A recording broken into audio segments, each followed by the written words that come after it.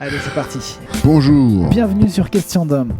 Aujourd'hui, le sujet égalité homme-femme. En fait, ce sujet est vraiment à la base de la création de cette chaîne, puisque c'est à la suite de tout ce qui s'est passé dans l'actualité qu'on a vraiment décidé de parler un peu de notre expérience et de partager nos analyses et points de vue. Toute cette actualité nous a fait naître chez nous ce besoin de partager avec les hommes sur le devenir de nos relations avec les femmes. Donc aujourd'hui, on va traiter sur l'égalité. Et il y a deux choses qui sont importantes pour commencer sur l'introduction, c'est de savoir les abus de langage qu'il peut y avoir. Qui sont notamment sur l'égalité. On devrait parler, selon nous, on est d'accord, on devrait plus parler de droit plutôt que d'égalité. Parce qu'il n'y a pas d'égalité. Dans la nature, déjà, il n'y a pas. Est-ce qu'une tortue est l'égale d'un singe ? Est-ce qu'une pierre est l'égale d'une branche ? Ils n'ont pas tous la même fonction, ils n'ont pas tous... Ils ont juste des fonctions différentes. Exactement. Donc il n'y a pas de... Je ne crois pas du tout à ce concept d'égalité. Je pense que ce qui va se passer là, ça va être un petit peu trop dur, trop dissonant pour vos oreilles. Donc l'égalité, on va parler d'égalité uniquement si on parle d'égalité de droit en fait. Uniquement en ces termes. Il faut arrêter, et même les femmes, s'il vous plaît, arrêtez de penser que vous êtes l'égal de l'homme en tout point de vue. Ce n'est pas vrai. Et c'est pas grave. Mais aussi pour tourner dans l'autre sens, pour les chevaliers blancs aussi, arrêtez de croire qu'ils arrivent à comprendre que on va dire les sauveurs de la veuve et de l'orphelin, si on peut appeler ça comme ça, qu'il faut comprendre que vous n'êtes pas non plus l'égal de la femme. Et sur plein de trucs, les femmes sont complètement, et c'est pas dire que vous êtes inférieur ou supérieur, mais on n'a pas les mêmes fonctions, déjà physiologiques, psychologiques, et même c'est prouvé, je crois, en neurosciences, en termes neuronaux, dans nos modes de fonctionnement. On va rentrer dans le vif du sujet, pour développer un petit peu, et on va parler des différents types d'égalité qu'il peut y avoir. Et ensuite, derrière, on va pouvoir bien approfondir. Donc, quelle égalité ? Alors, les différents types d'égalité, on va avoir on va avoir les égalités de chance. Alors, c'est quoi l'égalité des chances ? L'égalité des chances, en fait, ça va être que n'importe quel individu ait la capacité de pouvoir avoir accès, peu importe son origine, son sexe, etc., qu'il puisse avoir accès à tout ce que la société propose. Après, on a l'égalité devant la loi. Ok. Donc voilà ce qu'on a pu voir. Après, je vous invite à regarder sur Internet. On vous mettra les liens un petit peu, parce que sinon, si on met des détails sur tous les types d'égalité, on peut avoir une vidéo qui dure 3 heures. Et ensuite, on va avoir l'égalité républicaine. Et vous allez voir qu'au fur et à mesure, parce que nous on a fait une petite recherche, on vous mettra un document dans la description, et vous allez vous rendre compte que beaucoup de choses se rejoignent, mais dites de manière différente. Sur le plan de leurs droits, égalité politique, civile et sociale. Ça, c'est la Déclaration des droits de l'homme. Donc, on voit que sur la Déclaration universelle des droits de l'homme, on a déjà les mêmes droits en fait. Donc, ma question, c'est qu'est-ce qu'elles veulent ? Ce qu'on va te dire, c'est que la plupart du temps, enfin, de ce que j'ai pu observer, des premiers combats pour le féminisme, dans le combat, on a eu le droit à aller au travail, ça a été après les droits de vote, et j'en passe, vous les connaissez tous. Et on a regardé qu'au fur et à mesure, dans ce combat, les femmes demandent de plus en plus de choses. Et le plus amusant là-dedans, si on peut dire, c'est que plus on avance dans le temps, et plus on va se rendre compte que les femmes en demandent de plus en plus et ne sont jamais satisfaits. Je ne sais pas si ça vous rappelle quelque chose dans un autre statut un petit peu plus personnel. Quoi, les éternelles insatisfaites ? Insatisfaites. Ouais. Donc vous allez vous rendre compte qu'on va avoir différentes choses qui vont parler. On va parler des droits sur le salaire, sur combien une femme gagne par rapport à un homme, les différences, des choses que vous pouvez trouver en fait en termes de rapport. On va vous rappeler aussi du harcèlement de rue, tous ces trucs-là. Les femmes n'harcèlent pas les hommes.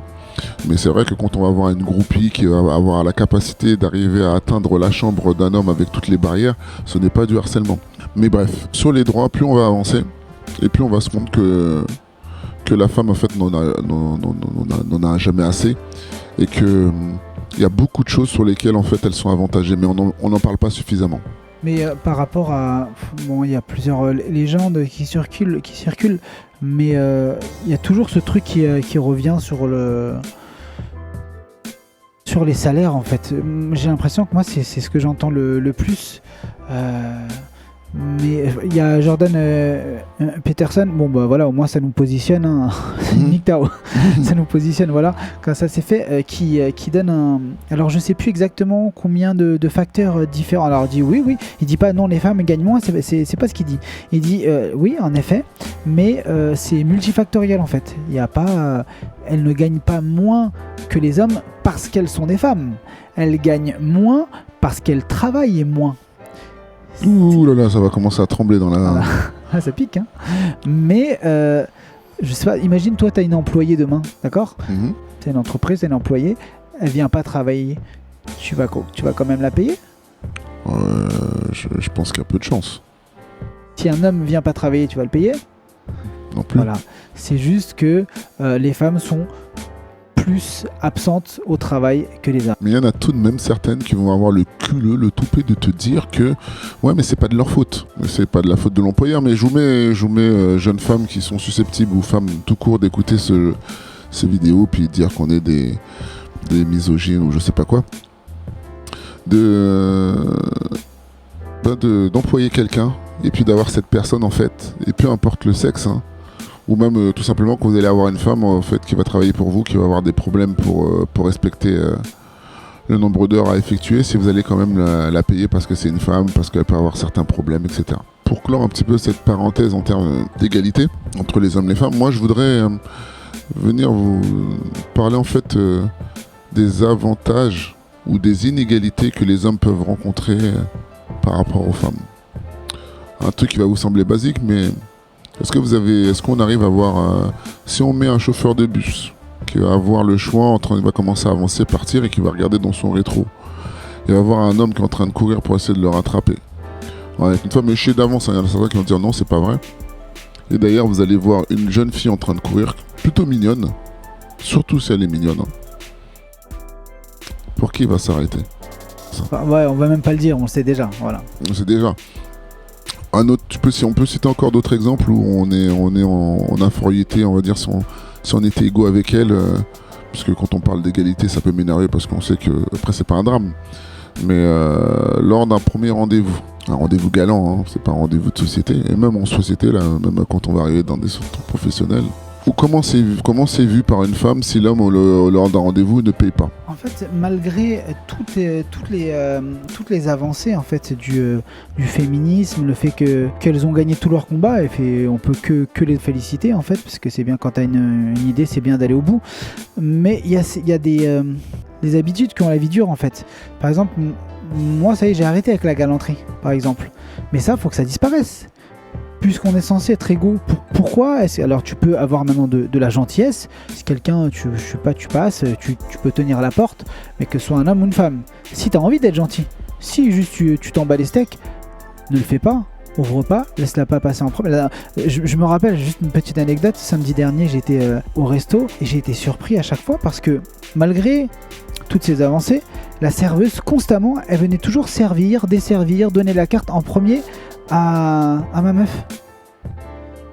Et je lui ai dit à un moment donné, est-ce que t'es pour l'égalité homme-femme ? Ouais. La première des choses, qu'est-ce qu'elle m'a dit ? Et fière en plus, elle m'a dit oui. Évidemment. J'ai dit alors, est-ce que tu peux arrêter ? Oui, je l'ai tutoyé. J'ai dit, est-ce que tu peux arrêter de la servir en premier ? Elle dit oui, mais si mon patron me voit. Ah bon, ok, d'accord. Elle me dit mais la galanterie. J'ai dit mais l'égalité homme-femme, tu viens de me dire que t'étais pour. Donc ça veut dire quoi l'égalité homme-femme ? T'entends quoi par égalité homme-femme ?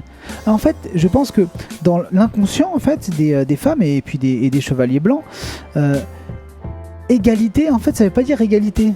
C'est pas sur le même pied d'égalité. Moi j'aimerais vraiment qu'on soit égaux en fait. Mais c'est ce qu'elles veulent les féministes extrémistes, c'est pas l'égalité, c'est la suprématie en fait. Exactement.